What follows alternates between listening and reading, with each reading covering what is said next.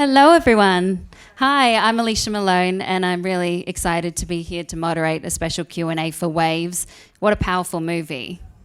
It's just incredible.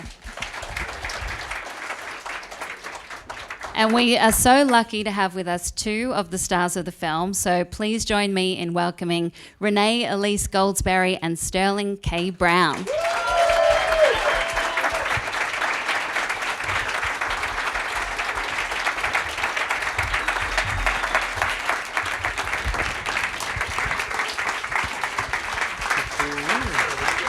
Thank you. Come on, man. I know people here. This is cool. Deserved applause. Deserved applause for your wonderful performances. Thank you both for being here tonight. Thank you for having us. Thank you for showing up. No doubt. Appreciate it. Respect. So, Sterling, I want to start with you because I heard that when you first read the script, you felt like you knew generations of Ronald or generations of that type of man. So was it easy to understand him straight away, or did you know how to instinctively play him? I mean, let's see. That's an interesting question. I think every character is me. So there's a part of yourself that you bring to everything that you play. And there's an understanding based upon like generations of conversations about you got to work twice as hard or 10 times as hard just to be just as good, to be seen as relevant. I can't speak, my bad. We got you. Thank you, I appreciate that. I check myself as a father of two and as a Stanford grad and married to a Stanford grad, recognizing that we put sometimes tremendous pressure on our children.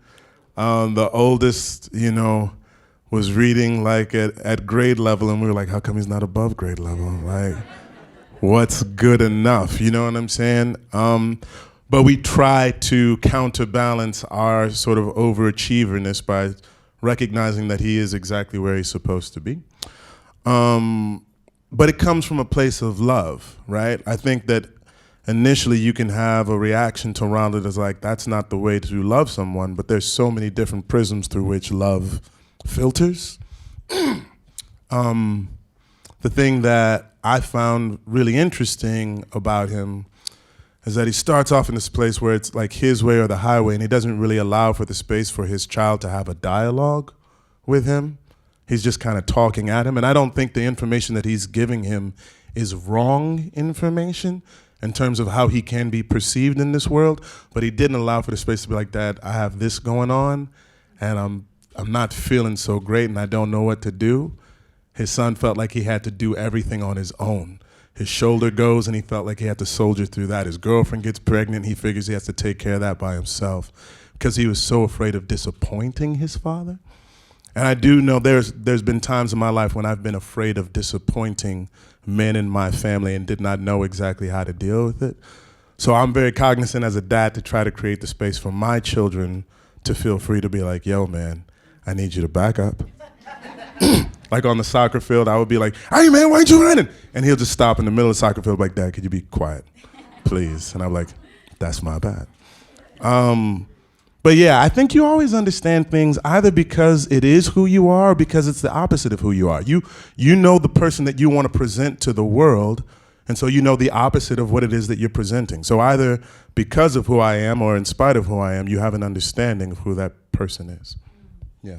They're both very complex roles, and Renée, you have the extra layer of being the stepmother to these children. So where did you start in your process of creating this character and the dynamic with the children? It's so funny because it never crossed my mind. I mean, I knew that she was a stepmother, which made it easier for me to not age myself out of playing the mother of these children. I was like, I could do that, even though I know I could be old enough to play the mother of these kids. But other than that, I didn't ever think. I just don't see any difference just from my personal life. I don't think any mother thinks I'm the stepmother. I am the adoptive mother. I am this. You're just the mother of children. And so I always, the fact that is a kind of a surprise turn in the end, I think it only exists because it's a way for him to hurt her.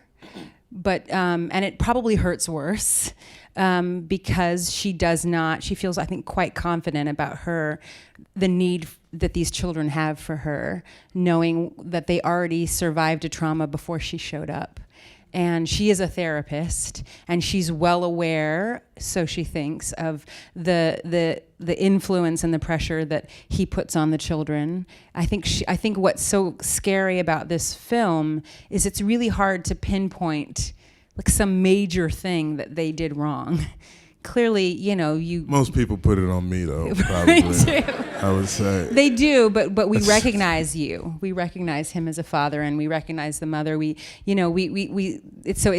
frightening, I think, that somebody who feels she has so much in control and is such a savior in this family blows it so extraordinarily. But what I love about Catherine is that she made a choice 2 times to be the mother in this family. And probably the most beautiful time she makes it is when she goes to visit him in the jail at the end, and when she finally takes his hand in that scene in the bedroom. Because then it's not about my dream of having children and my dream of being this mother and how it fits into my identity of myself. It's a woman who is in crisis because she doesn't know who she is, and the family that she's accepting this time doesn't make her look so good anymore, and she still chooses to love them, and I think it's beautiful. It is beautiful. And did you two get much of a chance before filming started to create a relationship, a history? We sort of created it as we went along. We met the day before shooting. Mm-hmm. That's right. But like the whole family, it was the 2 of us and Taylor and Kelvin, and we went to eat at this burger spot that Luke takes Emily to in the movie, because it's Trey's favorite burger spot, and it's it's cool. You know what I'm saying? But Right, Trey really loves it. He's like, yeah, La Tubb's the best burger in Hollywood, Florida. It's a funny statement. Anyway, but we all sat down. We hung out. It was really nice because the first day of shooting, we shot the diner scenes and we shot the church scene. So the family dynamic kind of got established in the beginning, and then we got fractured and went off and did our separate things. But during shooting, because we're sort of the adults or what have you, the young folks off doing young folk stuff. And we just got a chance to hang out. We had Honey Wagon. And we just like sat on the edge of the Honey Wagon and just chopped it up. It was not a Honey Wagon. It wasn't? It was a 3-banger. It was a 3-banger. What's a Honey Wagon? It's a 3-banger. 3-banger. Honey Wagon is what? Just where you use the bathroom? Yes. Oh, that's my bad. I'm looking at actors in the room that are like, what? Listen. This is us? They put you in a Honey Wagon? It's close. This is the same. 3-banger. And we hung out and just chopped it up. I remember I've been a fan for a long time, and then I got a chance to go see Hamilton with the original, you know what I'm saying? And I just fanned out on her. You probably don't even remember meeting me after this, because you have so many people just like, hey, you want to take a picture? But like, I got a chance to go watch her and see just how brilliant she is. It's not just the voice, but like her soul comes through. And when Trey was talking about who he was looking at to play Catherine in the film, there was a very short list. And her name, he said her name, and I was like, please, will you please pick Renée? Like, please. And her eloquence and elegance is only exceeded by just the beauty of her humanity. And we became really, really good friends. It was fun. It was fun, and thank you for this job. No. That's what I'm trying to say. It was a please. Thank you so much. I'm a huge fan. I do not remember meeting him at Hamilton. But, no, of course not. But I obviously knew who he was, and I took this job. We were both afraid to take this job because it's pretty. It was a risk, quite honestly. This is a story about a young black man doing something that we both have young sons, and we don't think there needs to be another picture of a young black man doing something violent on the screen. That was not something we ever thought we were looking to do. And you could talk more about why we decided to do it. He had some conversations before I did, and I remember after I had conversations with the director about this film and what was risky and what was, I think, perhaps irresponsible about it. Right. His answer to me was, but should I not cast the best actor to play this role? Because Kelvin Harrison Jr. wanted to play this Tyler role, in particular. and he was so aware of the issues, and so anyway, and I also knew that Sterling, who I had not met, I just assumed he was really smart, as smart as he is talented. I remember thinking, if he said he's going to do, if they got him, they must have figured something out. I really did think that, and then I met him. He was like, I don't know what I'm doing here, but we basically took a risk because we really believed in the young men who had made this decision, and we're very grateful that we did. And I think just as actors, you don't have to meet.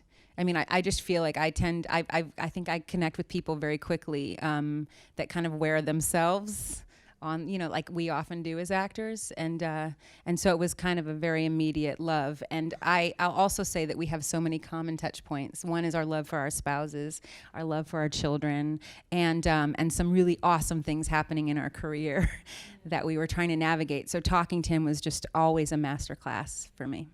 Sterling, can you talk a bit more about taking on this role and what you thought about the story and a white director portraying a black family?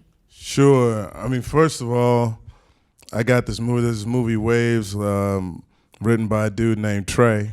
And I was like, all right, cool. Some brother wrote some movie with like black folks in it. And I was like, oh, he's white? So I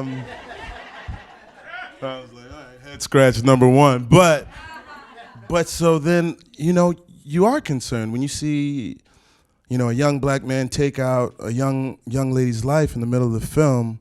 You're like, well, will people sort of follow through to the end of the film? Like there's beauty on the other side, but the middle is so tragic and intense, and you're just hoping that people are able to stay along for the ride. And so I talked to Trey about it, and he recommended that I talk to Kelvin. And so Kelvin was in LA, and he was working out because he's like $115 soaking wet before it all started. And he got up to like $160 because he was eating 3,000 calories a day. He was training like twice a day for his wrestling and lifting weights, right? And so I took him to a spot to eat around the corner from my house. And I remember thinking, like, when my mom used to watch me in high school eat, I was like watching him eat. And I was like, young man, you can really put it away, right? But I talked to him about it. I said, yo, bro, listen, this is a big swing, man. And I get that it's an artistic sort of journey that you're excited by, but once you do it, it's no longer yours. It's the audience's, and they can react to it however they want to, and they are entitled to their reaction. And he's like, yeah, I know. My dad's scared for me to do it too, and I don't know. He's like, it's a really good part, right? I was like, yeah, man, it's a really good part. And he's like, should I not do it just because I'm black? And I was like, oh shit, young brother, let me marinate on that for a minute, you know what I'm saying? I was like, that's an interesting perspective, right? And so I realized that the fear that I had for him was akin to the fear that this father had for his son, and that it wasn't a reason to run away from the film, but a reason why I should do the film, because I wanted to see him protected, and I wanted that moment. I had many conversations with the folks at A24 and with Trey to make sure that we were depicting a young man, a good boy who lost his way and made a terrible mistake, and hopefully somebody that the audience would still be able to empathize with and not vilify. And I think they did a good job of the execution of that, because it's very delicate. It could very easily tip in the wrong direction, and I feel good with how it transpired, so that's why I did it. I just wanted to say, I love the fact that we're wrong sometimes. I love the fact that there are younger storytellers that come in and break some of the rules. I always feel like an ambassador as a woman of color, the kind of roles I do and what we're saying, what we're putting out there, what we're telling people about who we are. And the idea that you can't play anything because you're black, it is something that we should evolve past. And these, not just the director Trey, but Taylor, who plays Emily taught me something. Because my issue wasn't that Kelvin played the role of Tyler. My issue was that Lucas Hedges, not that I don't love him, he's a brilliant actor, but he plays like the savior figure in the second half of the movie. And I figured, well, then should both of them be of color?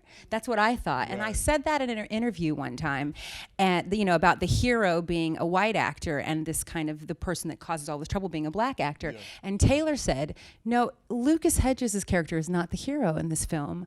Emily is. Emily is the hero in this film. I mean, I was like, okay. I'm gonna take that to my next interview. But I just love, I think I'm really smart, and she kind of just quieted me on that.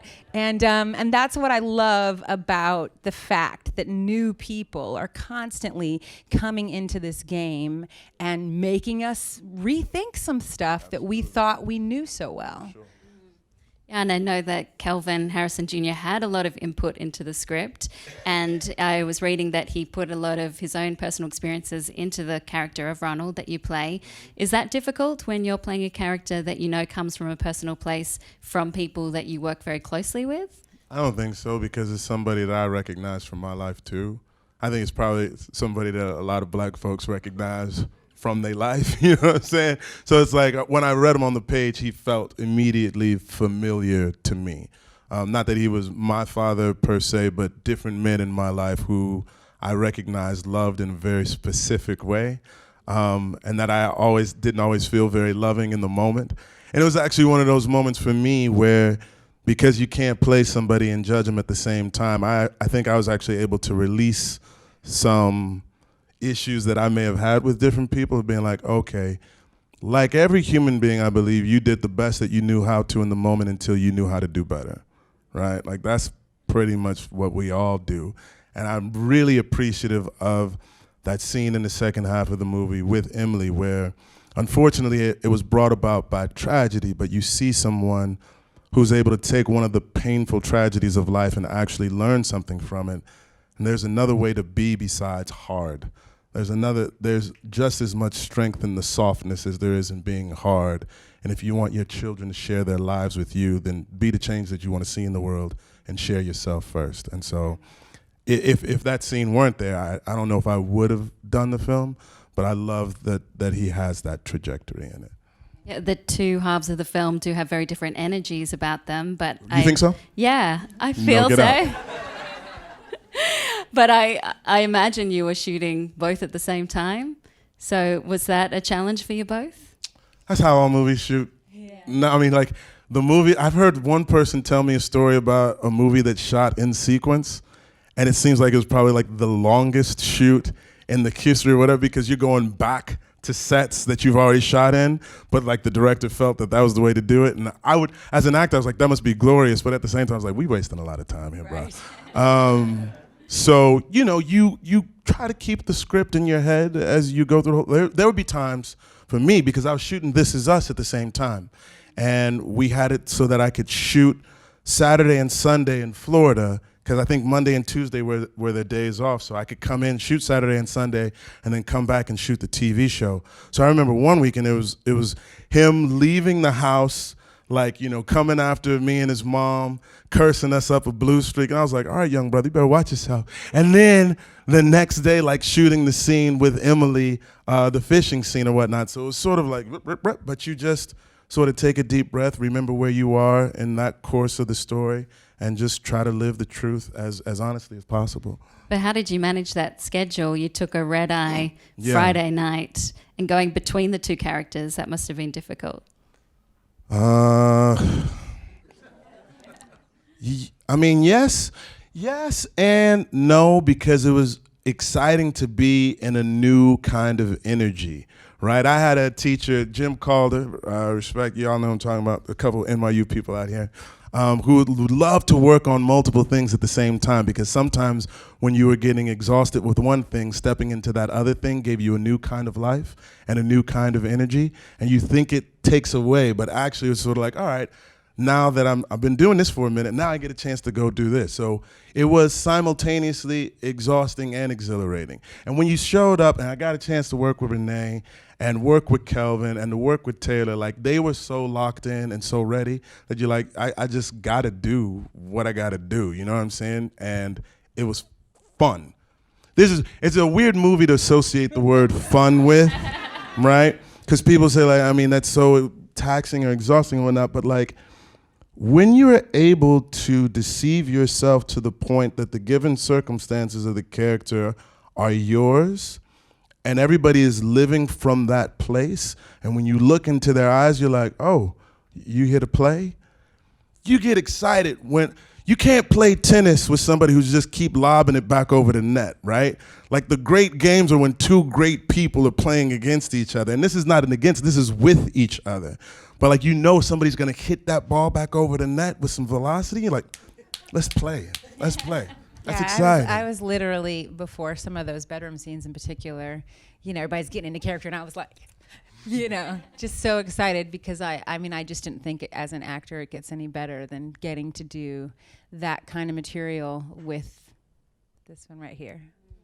And what was the energy like on set? Because the camera work itself has a lot of energy to it, and I know it gets very close to you at some points. Well, he's really unique. There's no coverage.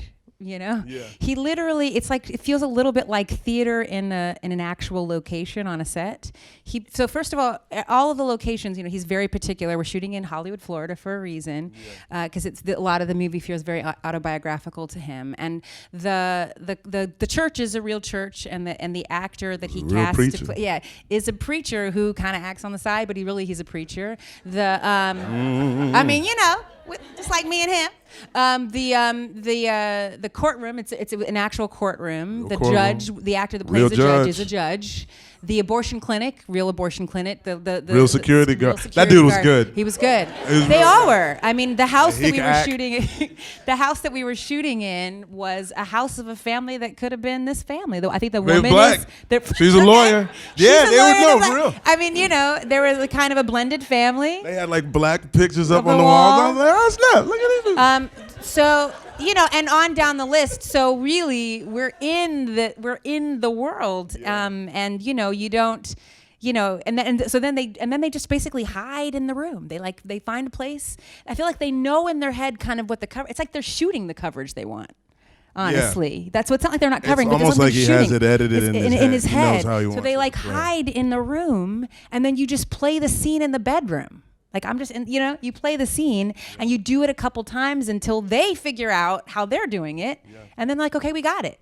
And then we're like, this is going to be a real long movie because how are you going to cut in and out of this? You don't cut. But you just don't cut it. So we were shocked when we saw it, and we really loved it because it's not like any other experience shooting that I've ever experienced. But it felt so good to shoot that way. I mean, to watch it as well, the way the aspect ratio changes, which you might not notice, but it's making you feel something about the characters, and then the music as well, which adds a whole nother layer to the film.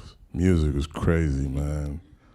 I mean, so the original script, he doesn't give you a hard copy. You have to read it on the computer because he has music cued into the script. So where you press a button, the song plays, and you read the scene as it happens, right? Which I've never encountered before. No, it's dope. It was real dope. I haven't seen it before, and like you're reading it, and as you're reading the first half of the movie, you're like leaned in like this. Because you're like, it's like a roller coaster that keeps going up and you're waiting because you know something's about to happen. And then it happens and you're like, oh man. And then the second half of the movie has a little bit more air, a little bit more space, right? So that was fascinating. And most of the music that he had in the original script, he was able to get for the film. Yeah, it was real cool. We had to wait a little bit on the Kanye joint, but then... That's about par for the course, you know what I'm saying? So it's cool. Did you listen to music on set as well? No, I don't think so. I mean, I would have headphones from every once in a while. I think Taylor would always have like her headphones in. Taylor is Ooh, she is so smart. She works so hard. She's a she star does in the so making. much. Yeah, she does so much research. Just talking to her made me realize I need to work a little harder. But it's refreshing to see the two of them. I think one of the most exciting things for us is the launch. Not necessarily we don't know Kelvin Harrison Jr. already, but to be able to see, the world get to see the work that they did as hard as they worked. Alexa, Demie as well. Yeah. I mean, and Lucas, they were beasted in it. They were Yeah. in, and I think it shows. Yeah, Sterling, what was it like in those tense scenes with Kelvin? You know, it's interesting. So, on one of our first day of shooting, we're shooting the diner scene, and the opening, that scene in the diner where they're talking about who's going to the wrestling match, etc. And then, I say the wise and noble father would be there, and she's like, well, let me know when he gets there. I'm like, ah. And then he goes, yeah, let me know when he shows up too. And I was like, you want to go? And he's like, what, you want to go right now? And I was like, yeah, let's do it. And he's like, I said, you think you can take me? And nobody knew exactly what was going to happen. And so I just started taking stuff off the table to arm wrestle, right? And Trey, this is not scripted. None of this is Trey's letting it go. I was like, she's going to cut. Eventually, I was just like, this would be a good way to go out to the next scene. He lets it play. And then Renee and Taylor are like, what are you Negroes doing? And we cleared the table, and we started arm wrestling, right?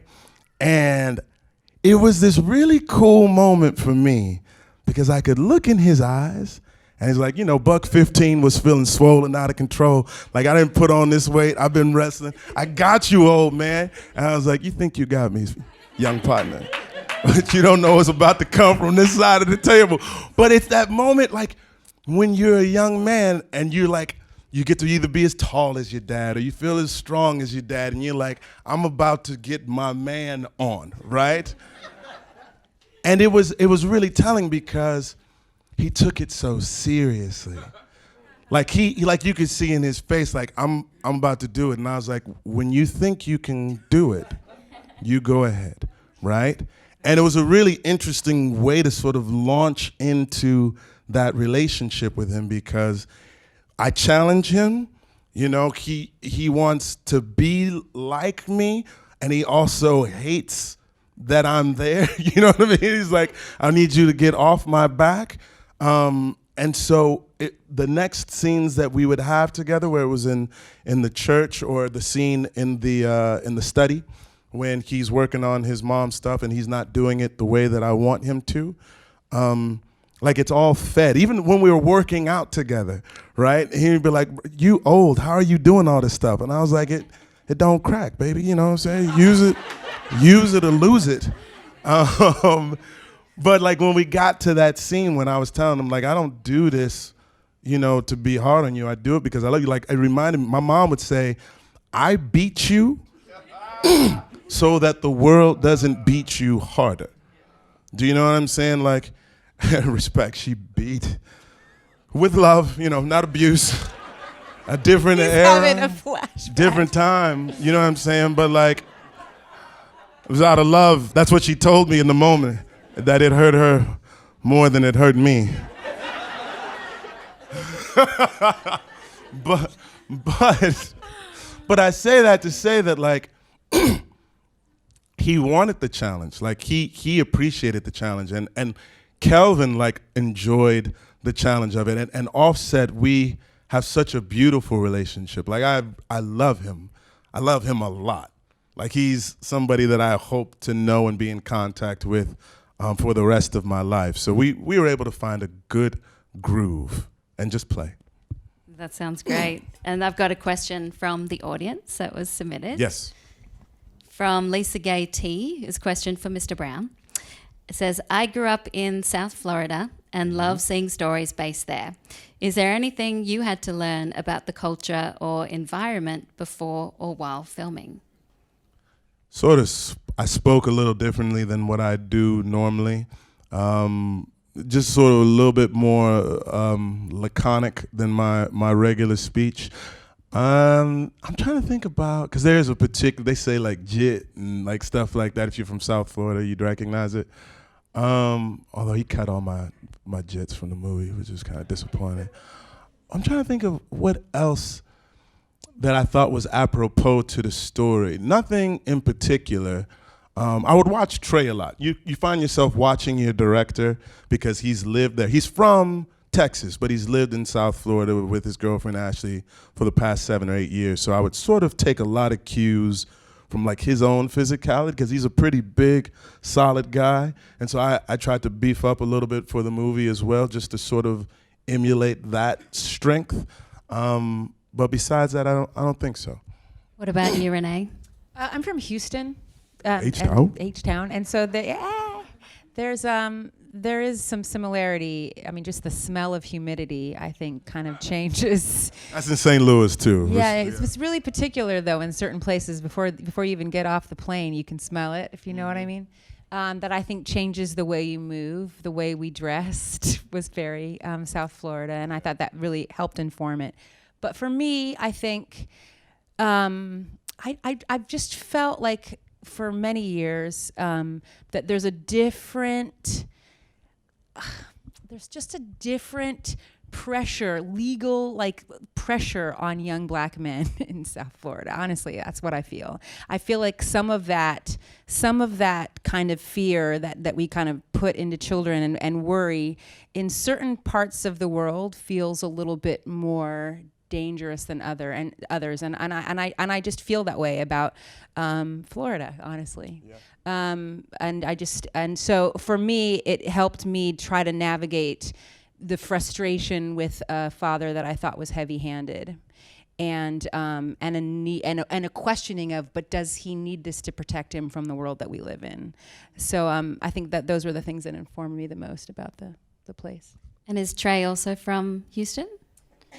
He's from not Austin? Houston. No, San Houston. Antonio, somewhere near, not Houston. Yeah. So Right. did you relate to him on that kind of Texan level? Absolutely. A wrestler from Texas. Yes. Can you talk a bit about working with Trey? What is he like on the set? Does he empower you to improvise? Oh yeah. Everything. He's totally. You could do anything. You could bring anything. Yeah. He literally. The only thing he ever said to me was, "You can call my mom if you want to." His mother is a therapist, and he gave me her phone number. If it helps you, you can call her, because a lot of this is written based on her. If it doesn't help you, you don't have to call her. The only thing I ask is that you don't give away the plot of this movie, because I want her to be surprised. And so I did, actually. I called her just because I wanted. My mother is a psychologist, actually, so I felt pretty confident about what it was. But I just felt like I wanted more specific jargon to use, or to at least have access to, because I had that much leverage in the dialogue. Right. I just felt like, if your job sometimes informs how you talk to your children, and there should be things that I say that makes them roll their eyes. And but yeah, he's just so unassuming, and there's a genius behind that. If you're shooting and like a director feels obligated to say something to you after every take, and he's not that dude. Like, he's like, yeah, let's do it again. And he may say just like one or two words, and then he just sort of lets the scene play. And always, he never calls cut immediately. Yeah. Like, he's eager to see what the moment after the trail, the train track ends, what you're going to lay in there next. And once I knew that, I knew that we were gonna have fun. Because it wasn't going to be so regimented that it was like, all right, my way or the highway, and these are the words that you say. He was like, no, I'm looking for life, and I'm just going to let the camera roll, and when I capture it, I'll know I got it. Yeah. Well, he definitely got it. Congratulations on the movie. This is a really special film. Please join me in welcoming Thank you all Renée very Elise much. Goldsberry, Appreciate it. Sterling K. Brown. Right on. Thank you so much. Thank you.